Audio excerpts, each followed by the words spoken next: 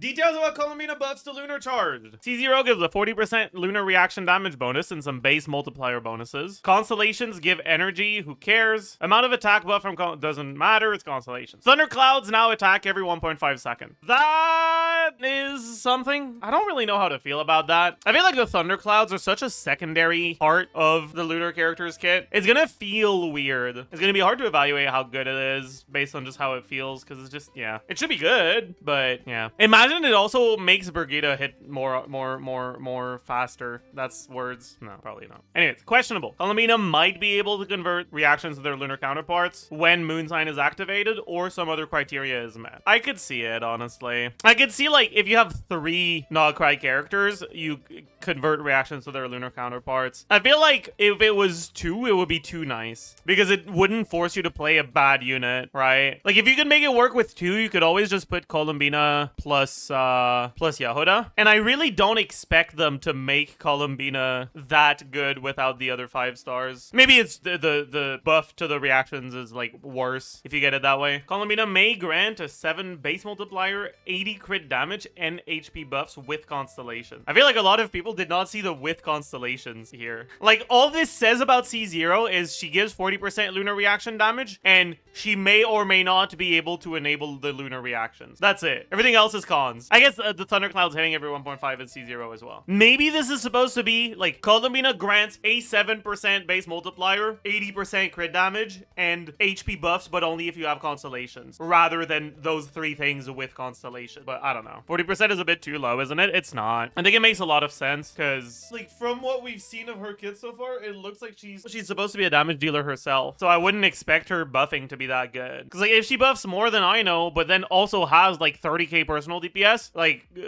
wow, you have a fucking 150k DPS Flins team and a 160k DPS Ineffa team, right? And she shouldn't buff as much if she does like a lot of damage. Also, did you guys know that I'm banned from the official Genshin Discord server? I don't even remember why. It's from like 2021. I think it was for leaks. Probably rage baiting the devs. I was never active in the server, so it probably isn't that. I don't know if I have a single message. I feel like I don't. But oh well. It is what it is. Biggest Genshin streamer banned from the official server. Yep, that's me. I'm the biggest Genshin streamer.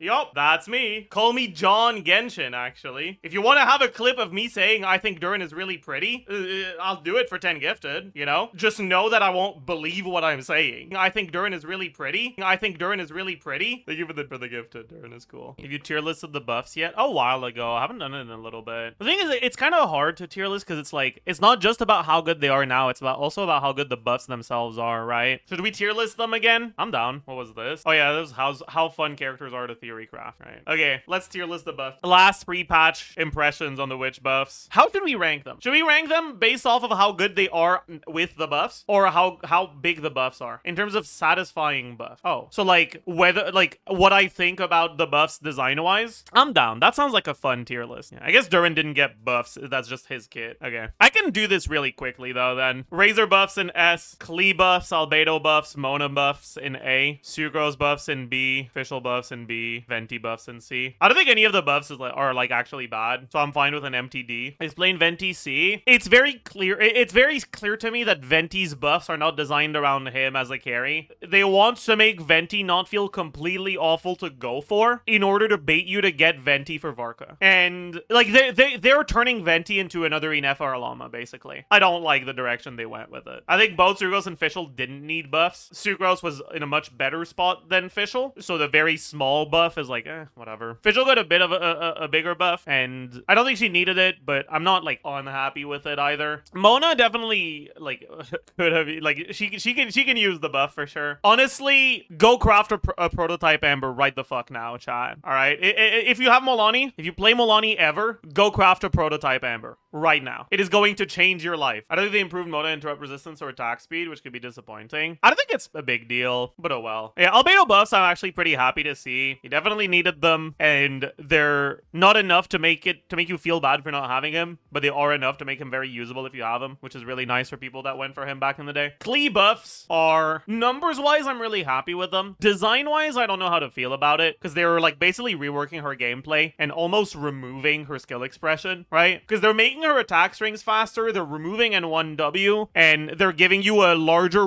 incentive to focus more on your normal attack strings rather than charge attacks, which is effectively going to simplify Klee gameplay and make her a brain-dead normal attack spammer. And I feel like we didn't need one more of those. So I'm not too happy about the identity shift that Klee is getting, but she definitely is glad to see the numbers go up. And then the Razor buffs are basically, like, the only issue I have with the Razor buffs are that so much of it is at C6. I think the biggest problem with that isn't actually the crit value being at C6, it's the sigil generation being at C6, right? The Razor's ability to generate 3 sigils at once being stuck at his C6, I think is really unfortunate. Because the thing that allows him to generate 3 sigils makes his kit actually functional. It makes you want to use his whole D. When you play Razor, Bennett, Durin, Chevreuse, because Razor is the only Electro on the team, and you always swap from him to Chevreuse, he's the only non-Chevreuse character that triggers Overload while on field, which means Chevreuse's C1 will always work on him and not on someone else, and you can get it twice per rotation, so that's 12 flat energy from that. Then he does a total of 2 E's while he's at full sigils, so that's another 14 energy from this, right? And then he finishes at full sigils, and his opening rotation is hold E dash normal for the C6 proc burst. The hold E generates 15 from consuming 3 sigils. The normal attack generates 3 sigils. The burst consumes 3 sigils again. So he's generating a total of 56 flat energy, which means his burst cost is 24. And he catches the hold E particles right after doing the N1 with the C6. So he has 60% extra ER when he catches his own particles.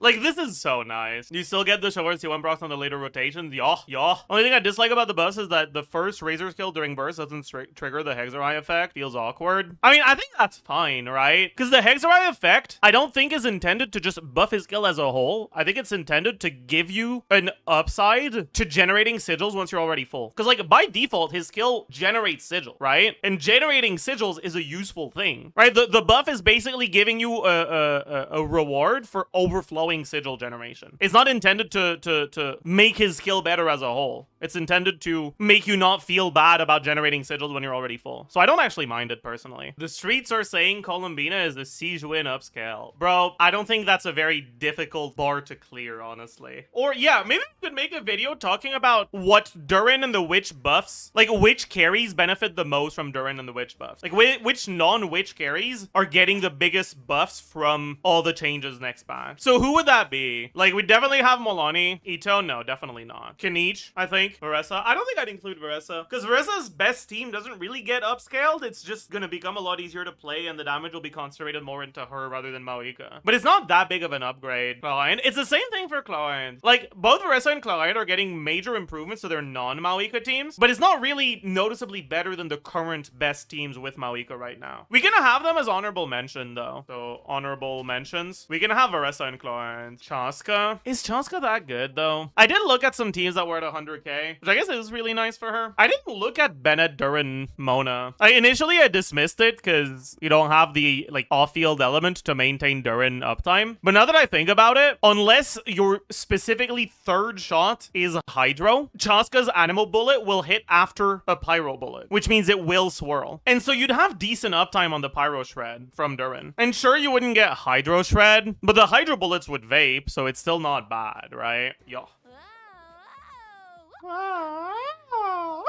Okay, who else benefits a lot from Durin and from the witches? Not really. Not really. No. Meh. No. We've talked about Chasca. We talked about Kinich. We talked about Mualani. Arlecchino doesn't really benefit from him that much. Navia is like, meh. Sethos. The biggest problem with Sethos is that his best team by far doesn't have a healer, and putting a healer in his teams with Durin makes him so much worse. And Sethos doesn't have self-healing like Clorinde, so it's a lot harder to make it work. Because, like, I feel like the characters that benefit the most from the new stuff next patch are characters that needed an off-field pyro option and where none of them had good synergy, like Kinich and Lyney, and characters that benefit a lot from the Mona buffs. Most of the rest is just like side grades. I mean, just something about Alhaitham comps. Yeah, but the thing about Alhaitham is I don't want to make any statements about Alhaitham before I test it, because I'm really not sure how the aura is going to line up. Like, I would like to test Alhaitham, Fischl, Durin, Kuki or something, but I'm really not sure how the aura is going to work, and I'm not that optimistic about it, honestly. I think it's going to be really hard to keep good quicken up time without an on-field Electro. You need really fast Electro to overtake the burning load stuff. And with Fischl, with an on-field Electro, you have Fischl A4 proccing all the time, so it's pretty easy. But with an on-field character that isn't Electro, Fischl A4 doesn't proc anymore. Because you'll pretty much never have an underlying Electro because of the Pyro. So it's gonna be fucking sus as hell. Which Overload core is better for Clorinde C2? I think they're similar. I don't know exactly how the TF procs line up with Clorinde C2 because it changes her application though, so I'm not entirely sure. Is there anyone else that gets a major benefit from all the witch buff stuff? Not really, right? Because like all the other characters that have good teams already had good teams, and it's not major upgrades. Wanderer, it's not really a big upscale though. I don't know. Risley? Does Risley even get an upgrade for Durin? Is it even better than Mavuika? I haven't done any calcs on it, but it should be really similar. Is there ever a world where you play Risley with Mona? Right, where you do something like Mona E, Shilonen E, Mona Q and 4, Durin EEQ, and then swap to Risley? Maybe? That's scuffed as fuck. Yeah, it sounds scuffed as fuck, but like Mona's really good now, so maybe it's still worth it. I don't know. Because the biggest problem is because Risley is cryo, not hydro, the hydro app you get from Mona doesn't allow you to like do a hydro swirl right before your carry's uptime like you can with Mualani. So the synergy is a lot worse, right? Because part of what makes Mona so good in the Mualani team is that her being hydro allows you to get the VV setup for your carry's element without needing to add a swap to your carry just from Mona. But that's not going to be the case with cryo carries. And if you're not getting that upside, the value of Mona goes down a bit. I don't know. I really don't know. Because I feel like there isn't a fucking fourth one outside of these three that like actually gets a major buff next patch other than the carries that are getting directly buffed, right? Like Razor Klee. Navia. The Navia Durin stuff is not that much better than the Navia Mavuika stuff. It's a little bit better, but it's not a big upgrade. Nevilet already has fucking 37 good teams. And yeah, he's getting a new one. And yeah, it's arguably a little bit better than his current best one, but by like a couple %. Maybe we should include these two. Ganyu? What Ganyu team? The Anemo characters. The biggest problem with the Anemo characters is they just... Durin buff by itself isn't that big. The reason why Durin is is very good for these is because he's shredding the right element, right? And because you currently are kind of... Okay, no. How do I explain this? It's because these characters currently have issues. When you look at Kinich's teams right now, his best teams use a combination of Bennett, Iansan, Emily, Mavuika, right? But the problem with that is that Mavuika has really bad synergy because Kinich's uptime is fairly long. So if you want to buff all of Kinich's uptime, you can't buff Mavuika burst, so her damage tends to be pretty pathetic. And the buffers you're using, Bennett and Iansan, are mainly single target buffers, so they don't buff your off-fielders. They don't buff Mavuika, they don't buff Iansan. And the reason why the new cores are good is because you're getting characters that actually, well, some of them do damage and all, but they're giving buffs that are actually useful for the whole team. The Durin buff also increases Emily's damage if you're playing Emily. The Albedo buff also increases Durin's damage. In the Anemo carries teams right now, you do like Farazan, Bennett, Farina or some shit. But the thing is, there is no redundancy there. Bennett is mainly an attack buffer, Farina is mainly a damage % buffer, and Farazan is mainly a shredder and a crit value buffer. And so there is no unit that feels bad to be using. When you're playing a Kinich team, if you play double buffer, both of them are attack buffers. So it feels bad to use Bennett, Iansan, because your attack buff is really redundant, so the relative value provided by the second attack buffer is a lot lower. But that's not the case with the Anemo carries. And so the increase they get from Durin is a lot smaller. Because right now, their teams are very cohesive, unlike Kinich's teams, and to some extent, Lyney's teams as well. And when you look at calcs and comparisons, Durin is barely an upgrade for them, except for Venti. Even for Venti, honestly. The only annoying part about Venti is that if you don't have Durin, you need to bring another witch character, and Fischl is only good if you have Pyro, which can be a little bit annoying to get if you don't have Durin. So I guess he's somewhat reliant on Durin, but I don't know. Maybe we should include Chasca, honestly. 4 is an awkward number, though. We would need 5. It's also crazy that 3 of these are Natlin characters. Flins? No. Flins gets more alternatives next patch, but it's not really a buff. I'm gonna skip Durin if possible, but I play Kinich a lot. How big of a deal do you think it will be for Kinich C2? 30% shred? I mean, at the end of the day, it's not gonna be as big of a deal as getting an additional constellation or a signature weapon, right? So if you don't like Durin, and you are someone who goes for vertical investment, don't bother. But if you do like him, then I would recommend getting him. But if you don't, you can just get Kinich Kinich's C3 instead, right? And it's probably going to be better. Noelle? I don't know, man. Does Noelle actually see that much of an increase? And I had, was it here that I had the Noelle stuff? Because, like, the biggest thing is, like, for Noelle as a carry, it's a really big deal. But currently, Noelle's best teams don't do that much Noelle personal damage. And they're not, like, Noelle wheelchair isn't that far behind this. Like, if we take a look at GC Sim Noelle stuff, we sort by DPS, we look at the highest C0 5-star stuff. That's Aqua Yulon. That can't be right. Oh, no. Wait, maybe it is actually a big deal. That's like a 10k increase. But yeah, like with Albedo, compared to this, you'd get something fairly similar in terms of Noelle personal damage if you went Albedo Durin instead of Shilon and Farina. But then you'd also have Albedo's damage. So it would be a pretty big increase for teams where you are mainly focused on Noelle's damage. Yeah, and you can also do Albedo Mona as well. Yeah, I had Albedo Durin at 81k, Albedo Mona at 78. Wouldn't Kachina be better? In this sim, I don't know if they have the Noelle bug implemented in the sim. I don't think so, because it looks like the Noelle bursts every rotation. I don't know, chat. Who am I including as the number 5 here? Should we just include the fucking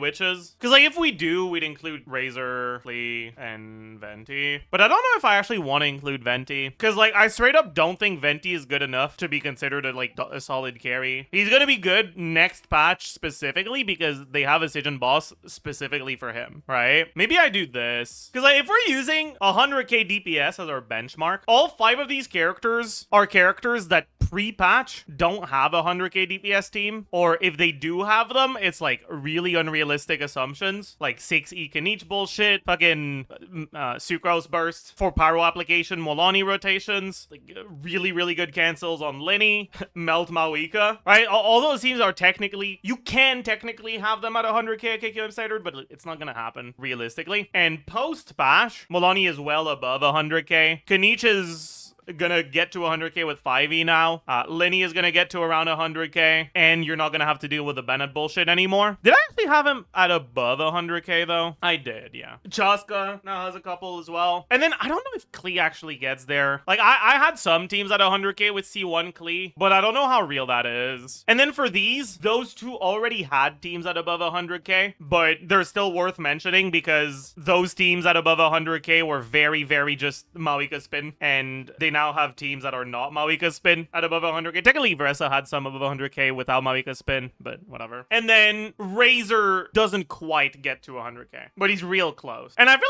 like 100k is a good benchmark at this point, because usually when you play teams that have DPS below 100k, it tends to be noticeable that you're lacking in damage a little in Sigyn Onslaught. Deuce on the loose! Yeah! Deuce on the loose! Deuce on the loose!